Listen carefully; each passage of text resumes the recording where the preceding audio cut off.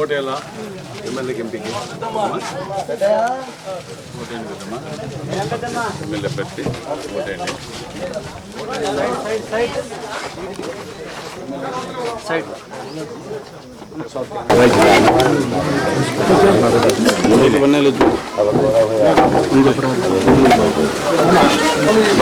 Down చేసుకోవాలి కొద్దిగా. రాష్ట్రంలో జగన్మోహన్ రెడ్డి గారి ప్రభుత్వం ప్రజా వ్యతిరేక విధానాలకి విసుగు చెందిన ప్రజలు ఈ రాష్ట్రానికి తిరిగి నారా చంద్రబాబు నాయుడు గారు ముఖ్యమంత్రి కావాలని, ఆయన పాలనలో ఆయన ఏలుబడిలో సుభిక్షంగా సురక్షితంగా సంక్షేమ అభివృద్ధి పథకాల సమపాలనలో కొనసాగుతాయని పూర్తిగా విశ్వసిస్తున్నారు. అందులో భాగంగానే రాయలసీమలో అనేక ప్రాంతాలు నంద్యాల, కర్నూలు, కడప, అనంతపూర్ లాంటి హిందూపూర్ అనేక నియోజకవర్గాల్లో తిరగడం జరిగింది. ఇందులో ప్రతి చోటు కూడా చంద్రబాబు నాయుడు ముఖ్యమంత్రి రావాలి.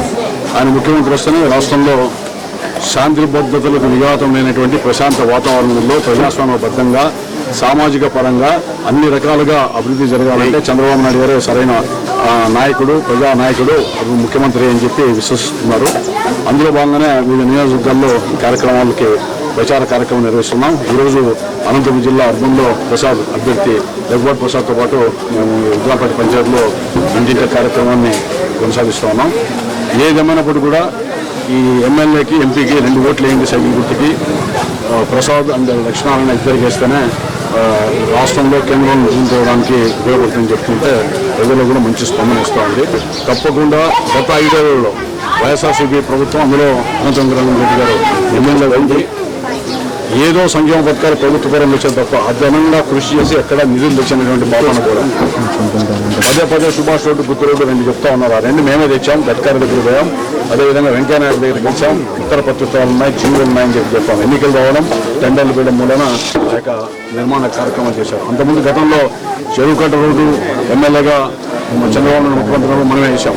అదేవిధంగా శిల్పారం నేషనల్ పార్క్ని గతంలో డెవలప్ చేశాం. తర్వాత దాన్ని 100 ఎకరాలు చేసి సర్వనాశనం అయితే ముఖ్యమంత్రి చంద్రబాబు నాయుడు నేతృత్వంలో నిధులు తీసుకొని చేశాం. 120 కోట్లతో 20-30 ఏళ్ళు నీళ్ళ సమస్య లేకుండా అనంతపురానికి ఈరోజు తాగునీరు సమస్య లేనటువంటి నగరంగా అనంతపురం ఉంది. కాకపోతే దానిలో కూడా పరిపాలన పరంగా విఫలమై ఒక మోటార్ చెడిపోతే 15 రోజులు నీళ్లు ఉన్నటువంటి దౌర్భాగ్య స్థితిలో వారు ఈరోజు ఉండడం అనేది దుర్భాగ్యమైన పరిస్థితి. అంతేకాకుండా ప్రభుత్వ ఆసుపత్రుల్లో ప్రతిరోజు మరి ఆకస్మిక తనిఖీలతో పాటు రోజు మందులు రకరకాలుగా అవన్నీ కూడా మనం సమీక్ష చేయడం, అందులో భాగంగా సూపర్ హాస్పిటల్ అంతరంగాలని తీసుకొని నిర్మాణం చేస్తే ఈరోజు కూడా ప్రారంభించడం చెప్పడానికి దురదృష్ట పరిస్థితులు ఈ అనంతపురం నియోజకవర్గంలో ఉన్నాయి. అంతేకాకుండా శాంతి భద్రతల కోసం 4వ పోలీస్ స్టేషన్ తీసుకొని వచ్చాం. ఇట్లా రకరకాలుగా అనంతపురాన్ని అన్ని విధాలా చేసాం. సూర్యనగర్ రోడ్డు మా ప్రభుత్వ హయాంలో వేసాం. బస్ స్టాండ్కి మనమే రోడ్డు వేసాం. సంజీవ్ రెడ్డి గారి ఇంటి పక్కన మనం కొత్త రోడ్డు వేసాం. తర్వాత శ్రీనగర్ కాలనీ రోడ్డు కూడా మనమే వేసాం. అంటే ఎక్కడ పడితే అక్కడ కొత్త రోడ్ల నిర్మాణం కేవలం తెలుగుదేశం ప్రభుత్వం, చంద్రబాబు నాయుడు గారు ప్రభుత్వ వెలువడిలోనే చేశామని చెప్పి అది ప్రజలందరికీ తెలుసు. నేను ఒకటి వాళ్ళని ప్రశ్నిస్తూ ఉన్నా. ఈరోజు రాష్ట్రంలో ఉష్ణోగ్రత అధికంగా ఉందంటే ఒకరోజు అనంతపురం కూడా 67-68% వస్తుంది. దానికి కారణం చెట్లు ఎక్కడ పెంచకపోవడం. చైర్మన్గా, ఎమ్మెల్యేగా మేము పెంచిన చెట్టు తప్ప గత 5 ఏళ్ళలో ఒక చెట్టు కూడా నాటిన పాపన పోలేదు. ఉన్న చెట్లను కూడా తొలగిస్తూ ఉన్నారు. ఈ విధంగా వాతావరణ కాలుష్యం, ఉష్ణోగ్రత పెరగడానికి కూడా తోడ్పడేది. శిల్పారామంలో ఈరోజు చెట్లు ఎండిపోతున్నాయి.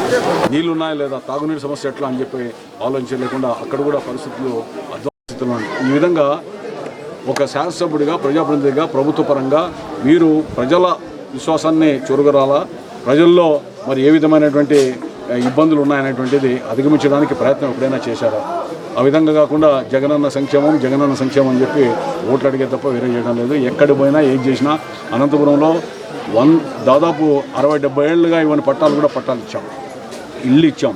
టిట్కో ఇల్లు కడితే అర్ధాంతరంగా ఆగిపోయాయి. 510, 2500, 25,000 రకరకాలు కట్టారు. వాళ్ళకి బ్యాంకుల నుంచి నోటీసులు వస్తున్నాయి. ఎప్పుడైనా శాసనసభలో కానీ లేదా ప్రభుత్వ పరంగానే ఎవరైనా కానీ జగన్మోహన్ రెడ్డి గారు, అనంత వెంకటరామరెడ్డి గారు లేదా జిల్లాలో మంత్రులు ఇట్లా టిట్కో ఇల్లు ఇవ్వాలని చెప్పి శాసనసభలో ఎక్కడైనా మాట్లాడారు. అంటే ఈ విధంగా అస్తవ్యస్తమైనటువంటి దానిలో క్రీడల పట్ల ఎక్కడా లేదు. పీటీసీ ఎప్పుడో ఉంటే దాన్ని ఆధునికంగా చేసి మనం డెవలప్ చేసాం.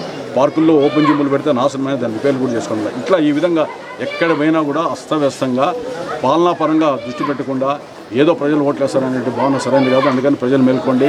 అనంతపురం అర్బన్లో మంచి మెజారిటీతో దగ్గుబాటి ప్రసాద్ గెలిపించాలా, అదేవిధంగా అంబికా లక్ష్యాన్ని గెలిపించాలా. ఈ జిల్లాలో 14కి 12 సీట్లు, వీలైతే 14 సీట్లు కూడా గెలిపిస్తే అనంతపురం మళ్ళీ చంద్రబాబు నాయుడు ముఖ్యమంత్రి అయితే మన అనంతపురానికి భవిష్యత్తులో మరింత జిల్లా ముఖ్య కేంద్రంలో అభివృద్ధి చేసుకోవడం కాకుండా జిల్లా వ్యాప్తంగా అపరిష్కృతంగా ఉన్నటువంటి హంద్రీనేవో కావచ్చు, ఇతరత్ర నీటిపారుదల సౌకర్యం కావచ్చు, లేదా ఇతరత్ర అనేక ప్రాజెక్టులు కావచ్చు, కంపెనీలు కావచ్చు, ఫ్యాక్టరీలు కావచ్చు, అన్నీ కూడా మనం తెచ్చుకోవడానికి దోహదపడుతుంది. అందుకనే ప్రజలు ఆలోచించండి. జిల్లా ప్రజలు మొత్తం ఈ ఎన్నికల్లో మీ ప్రతి ఒక్క ఓటు సైకిల్ గుర్తు మీద పడాలా, ఎమ్మెల్యేకి ఎంపీకి ఓటు వేయాలని చెప్పి నేను అభ్యర్థిస్తున్నాను.